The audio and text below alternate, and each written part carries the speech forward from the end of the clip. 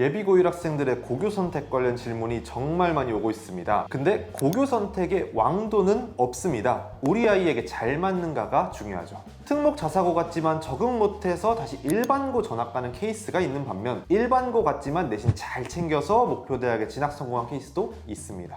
해서 오늘은 우리 아이에게 잘 맞는 고교 선택을 위해 고등학교 선택 전 미리 체크하면 좋을 포인트에 대해 이야기해보려 합니다. 바로 시작하겠습니다. 다들 잘 알고 계시겠지만 혹시 모르는 분들을 위해 고등학교의 유형과 간단한 특징을 가볍게 짚고 넘어가겠습니다. 첫 번째는 영재학교입니다. 수학과학과 같은 이공계 분야의 우수한 재능을 가진 학생들이 진학하는 학교고요. 올해 신입생 선발은 모두 종료가 되었습니다. 자, 특목고는 과학고, 외국어고, 국제고로 나뉘는데요. 과학고의 경우에는 영재학교와 유사하게 수학과학과 같은 이공계 분야의 우수한 재능을 가진 학생들이 진학하는 학교고요. 현재 신입생 선발을 위한 전형이 진행 중이죠. 한성과고, 세종과고 같은 학교들이 과학고에 해당합니다. 다음은 외고 국제고입니다. 인문계열 학생들이 지원하는 곳이고요. 외국어고의 경우에는 외국어 계열 전문 교과목을 중심으로 운영하고 명덕외고, 대원외고 같은 곳이 외고에 해당합니다. 국제고의 경우에는 국제계열 전문 교과목을 중심으로 운영하고 있고 서울국제고, 청신국제고와 같은 학교들이 국제고입니다. 특목고의 경우엔 일반고 대비 상대적으로 우수한 학생들이 많이 진학하다 보니 경쟁이 치열한 편이나 그만큼 진학 실적도 일반고 대비 우수한 경우가 많습니다.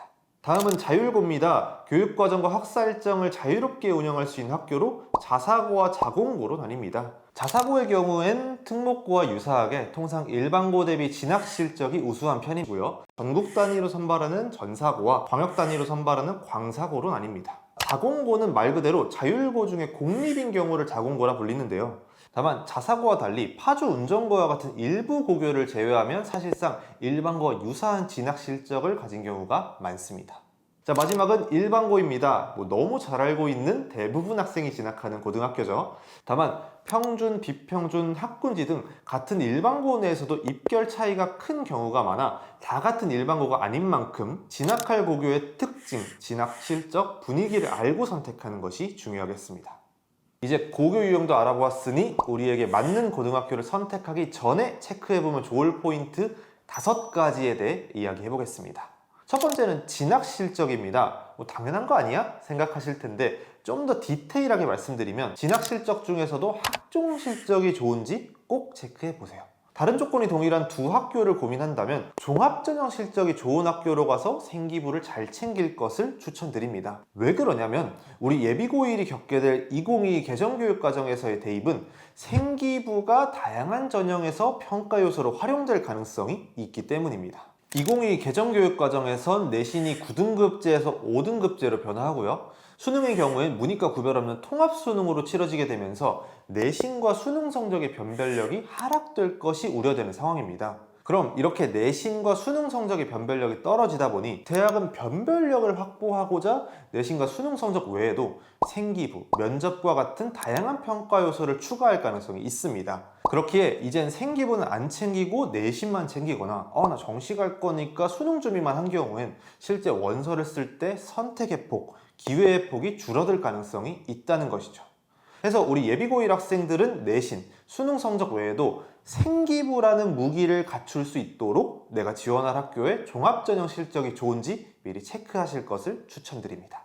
다음은 통학거리입니다. 일단 통학거리가 멀면 힘든데요. 근데 이 힘든 게 왜 문제가 되냐? 고등학교도 중학교 때처럼 공부하면 되겠지 하고 생각하시는 분들 간혹 계시는데 고등학교는 중학교 대비 학업량이 굉장히 늘어나 부담감이 큽니다. 그런데 이 상황에서 통학 시간으로 많은 시간을 쓰는 것은 공부 시간, 체력과 같은 여러 가지 방면에서 악영향을 줄 수 있기 때문에 통학거리는 꼭 고교 선택 전에 체크하실 것을 추천드립니다.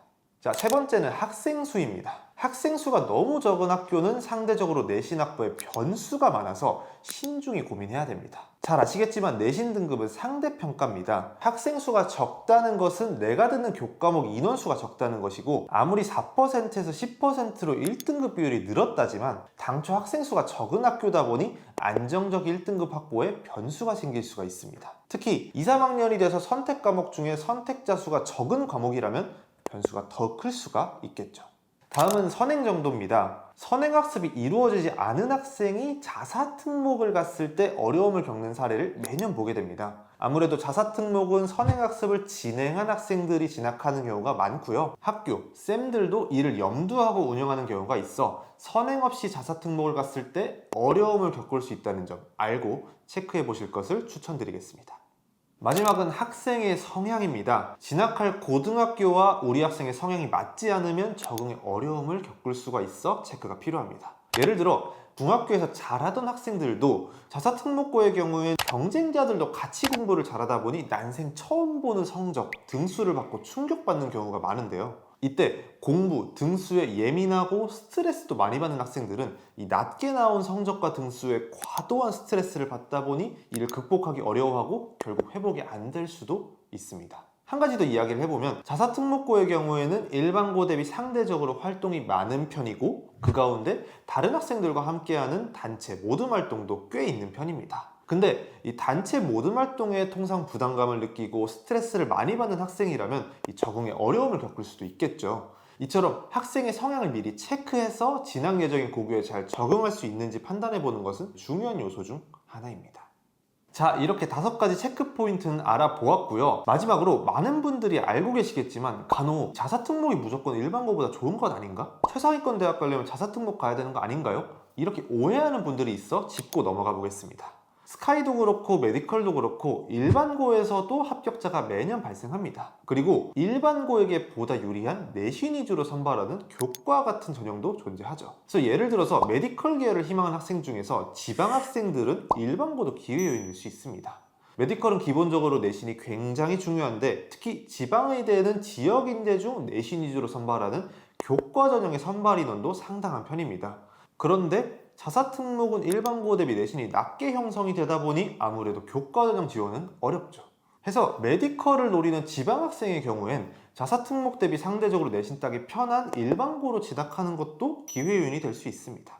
인서울을 목표로 해도 마찬가지입니다. 서울대를 제외한 대부분 대학에서는 교과 전형을 선발하기 때문에 일반고도 기회 요인일 수 있는데요. 특히나 내신 성적 따는 데는 자신이 있지만 활동 챙기고 하는데 어려움을 겪는 학생이라면 오히려 좋은 내신 성적으로 교과 전형을 활용해 볼 수 있는 일반고가 보다 적합할 수 있는 것이죠. 따라서 이 영상을 보시는 분들께서는 일반고도 하나의 선택지로 신중히 고려하실 것을 추천드리고요. 대신 아까도 말씀드린 것처럼 2022 개정교육과정에서는 내신 변별력의 하락으로 평가 요소에 생기부, 최저와 같은 다양한 요소를 추가할 가능성이 있는 만큼 현 예비고일들은 일반고 중에서도 생기부를 잘 챙길 수 있는 학종 실적이 있는 학교를 고려해 보시면 좋겠죠.